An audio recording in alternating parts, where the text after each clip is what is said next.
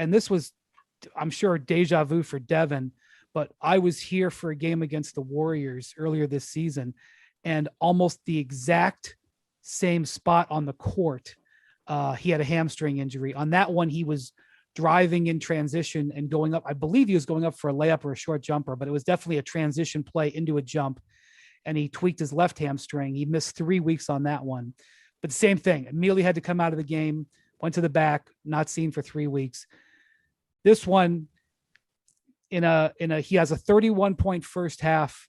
I am looking up the records. The only Sun to ever score 50 points in a game was Charles Barkley at 56 in 1994. In the finals, wasn't it? I think it was game 3 of the finals.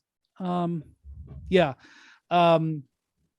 So I'm preparing to cover him at least scoring 50, and he goes up to challenge Jackson Hayes again, running and then jumping, like running in transition into a jump. This time he tweaks his right hamstring. Again, immediate timeout, limps off the floor. He's out indefinitely. Hamstring injuries are tough. No one questions his toughness. He played through a hamstring injury in the finals last year, but likely going to be out at least a few games. I think the series is in some question, but I'm not going to doubt Devin's ability to play. And so we've got that injury. And then last night, Milwaukee, Khris Middleton goes down in kind of a weird play, just was driving to the basket and lost his footing. Very reminiscent of Steph Curry against Houston in 2016. That was when he slipped and fell. Right. And so, and they didn't even wait for the MRI. They just came out. Bud came out for the game and said sprained MCL. And even a mild sprained MCL, Jeff Stotts at In Street Clothes, which we rely on his database. He says mild MCL sprains, average return is 17 days. Now, that is not an average in the playoffs. In the playoffs, people push injuries. But, these are 2 1-1 series, heavily favored teams who have now lost home court advantage and are 1-1. The Pelicans are a dangerous team because they have really interesting top end talent with McCollum and with Brandon Ingram. The Booker injury kind of took it over, but Ingram had 37, including 26 in the second half. He was Durant-like. Yeah, and 11 and 9. I mean, he did everything. Yes, that's right. Yeah, and that was a crazy stretch in the fourth quarter of that game where I think I went back and double checked it because I thought I saw it in real time. Neither team missed a shot for 3.5 minutes. It was wild. They just were going back and forth, making one three after another, one play after another, and it was full credit to New Orleans. How many times have we talked about clutch time on here? It's Brian's favorite thing to talk about, right? Clutch time for the Suns. They're going to roll and win the game. Yeah. And New Orleans, I know Devin was out, but in Phoenix, New Orleans goes in and wins clutch time. Yeah. Yes. So with 4 minutes to go, with 5 minutes to go, it's a 4-point game.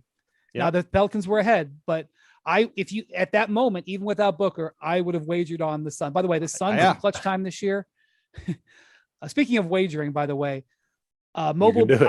I'm still learning this whole. I mean, I don't bet, but mobile betting is legal in Arizona, and we sort of sit in the stands, and there are people all around me. I hear. Now, I'm not talking about media. I'm talking about fans. There are people all around me wagering on the game. They're yelling to each other. Booker getting 40 is, plus whatever, and these people are betting up a storm. I mean, it's wild that people are smoking joints out on the street before the game, and they're live betting games that they're at inside the arena. You only partake in one of those. You get any bets in on the golf course? I heard you played some golf out there. Got some of that Arizona sun? If you're asking me whether I have a lot of makeup on right now because of my TV hits, otherwise I would look like a lobster. I'm not denying that. I will deny using any of the other substances or sports betting, but I will not deny wearing a significant amount of makeup on my face right now. So anyway, I wish Bontemps would. If I did wager, I would have wagers on the Suns at that point. And they didn't finish it. So what do we think New Orleans's position here is in this series? I still think the Suns are extremely focused, experienced. They did go 8-3. They had a couple of games in this season where they're resting a lot of guys. So their record without Booker technically is 9-5, but in the real games that they played everybody, it's 8-3. I still think the Suns are going to win this series, even if Booker misses it. But I'm going to tell you something, guys. I made hotel reservations through 5 games in this series. I have made reservations for 6 and 7 because I do think we could get into that. Yeah, I don't know. I mean, I'm not sure this is still going to be that competitive ultimately. I mean, Devin Booker's awesome. I'm not trying. I mean, he was 4th on MVP ballot. I'm not trying to diminish the importance of not having him out there, but the Suns have been awesome all season. And yes, the Pelicans were better with CJ McCollum. They were a little bit above 500 team after that trade. But do we really think that they're going to beat the Suns 3 out of 5 games here and knock them out of the playoffs? I just can't see that. I think this and the Middleton injury, which we'll get to in a bit, I'm sure, are really, to me, on the same track, which is that these teams are going to win these series, barring something crazy happening. The real question is, what does Devin Booker look like in the conference semifinals? And what does Khris Middleton look like in the conference semifinals? Because that's the series. I mean, we already talked about it. I thought that the Dallas Mavericks, if Luka was healthy, were maybe the biggest threat to Phoenix. If they got to play them and Devin's less than 100%, that's going to be a problem if Luka's back. And in the East, Khris Middleton, if he's not there and they got to play Boston in the second round, that's going to be a huge problem. Thank you for watching ESPN on YouTube. For live streaming sports and premium content, subscribe to ESPN+.